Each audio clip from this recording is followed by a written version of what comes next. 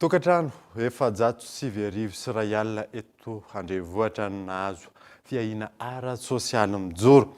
Avola 4 alina ariary isaky ny 2 volana no azon'izy ireo mandritra ny 3 taona ary misy ihany koa ny fampifanana tsy maintsy arahina. Yves Richard.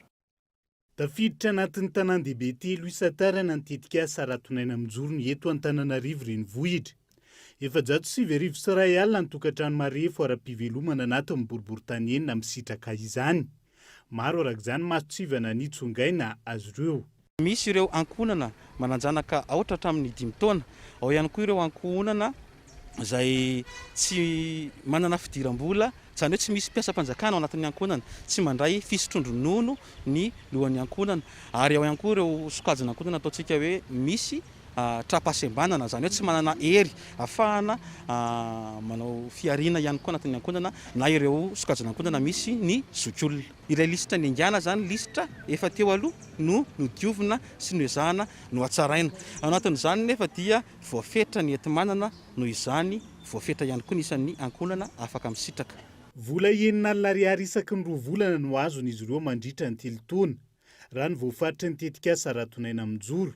Na izany na tsy izany, misy ny teboka andrasana azy ireo toy ny fanarahana ny fampiofanana, ampaloatena sy ampivoatra azy ireo. Ho an'ny mpisitraka, anampy azy ireo ny tetikasa indrindra manoloana ny fahasahiranana amin'izao fotoana izao. Miara-mipetraka amin'ny ankizy dia mba misy anohanako an'ilay zanaka eo ankohonana, satria ilay zanaka koa taksifona mianatra mpianatra andoavana au collage. Izaho aloha dia tena volona tanteraka. Raha mbola salama ny tenako ka afaka mandeha mamonjy an'ilay fifanana. Zaho zao manasalamban'olona dia indraindray mba reraka dia tsy manasa, dia indraindray matsaka ranon'olona rehefa ilay tsy manasa iny. Manampena sady manampena fianaran'ny zanako, manampena sakafonay. Raha androany no tontosa teny Mahamasina ny fandoavana ny ampaham-bola voalohany ho an'ny mpisitraka ny tetikasa mijoro. Tokantrano 520 sy 705 alina avy amin'ny boriboritany telo. Nitondra takaitra tamin'ny fandalovan'ny Rivodoza ihany koa nahazo tosika fameno Ray Hetsy teny Andotapenaka androany. Izany hoe ireo olona traboina tao anatin'ireny tanty ireny tamin'ny androny, dia ireo olona tsy nietsika kosa tany anatin'ireny toerana nisy azy ireny noho ny mbola fiarovany etan-keliny sy ny fananany, ireo no hisitraka anazy.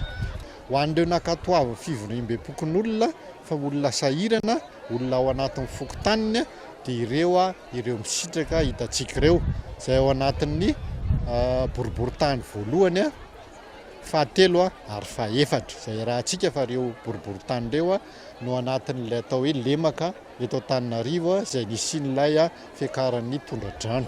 Tetikasan'ny fanjakana malagasy fa tsy ny banky iraisam-pirenena vola ary tanterahan'ny fidy avokoa na ny aratonaina mijoro na ny tosika fameno. Raha ny tetikasa mijoro, fanombohana ihany izao ka miankina amin'ny fiovam-pihetsika ny mpisitraka, izany hoe ny ako ny tetikasa amin'ny fampivoarana ny toe-piaina mpisitraka sy ny famatsiam-bola no hitohizan'ny hetsika hoy ny fanazavana hatrany.